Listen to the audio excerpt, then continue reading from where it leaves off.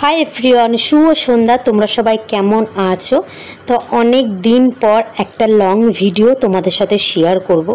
এখন তো long video তোমাদের সাথে শেয়ার করতেই পারছি না, কেননা ওই যে ডিউটি থেকে এসে না গাইস আর শরীর চলে না, বিশ্বাস করো। আর ওই যে এসে ক্যামেরা ধরবো আর যেন ভালো লাগে না, মনে হয় ওই যে ডিউটি থেকে এসে না একটু শুয়ে পড়ে থাকি, তারপরে এডিট করতেও ভালো লাগে না। যেহেতু একাই আমি ক্যামেরা ধরি, সামনে রেখেই করি, সেটাও আর ভালো লাগে না। দেখবে সব কিছু করতে গেলে একটা এনার্জি লাগে, কিন্তু বিশ্বাস করো ডিউটি থেকে এসে না আমার সেই এনার্জিটা একদম ভালো লাগে না। তো এখন বাজে সন্ধ্যে 7:30, তো রুটি করতে চলে এলাম। আর আজকে করব তড়কা। সত্যি কথা বলতে গিয়ে তড়কা আমি কোনোদিনই করি না, এই প্রথম ফার্স্ট টাইম আমি তড়কা করছি। কি বলো তো, বাবা না তড়কার ডালটা নিয়ে এসেছিলো, মানে 7-8 মাস হয়ে গেছে, মানে বেশি হবে তো কম হবে না, একটা গন্ধ টাইপের হয়ে গেছে। তো মানুষটা আশা করে নিয়ে এসছে খাবে বলে। তো মাকে আমি বলেছিলাম একটু, যেহেতু মা পারে, মাকে আমি বলছিলাম একটু তড়কা ডালটা করোই না, বাবা খাবে বলে নিয়ে এসছে।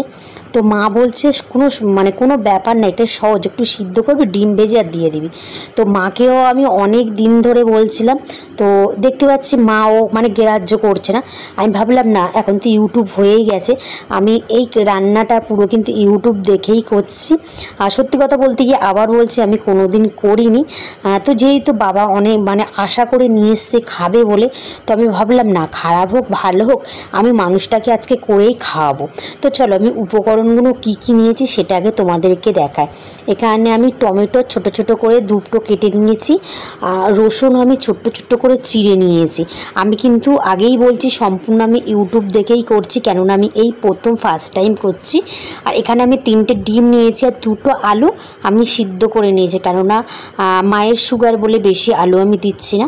আর এই যে এখানে তড়কা ডালটা, ছোলার ডাল 2 রকম ডাল নিয়েছি, নিয়ে আমি সিদ্ধ করে মানে 2 ঘন্টা ভিজিয়ে রেখেছিলাম, দিয়ে আমি একটু সিদ্ধ করে নিয়েছি।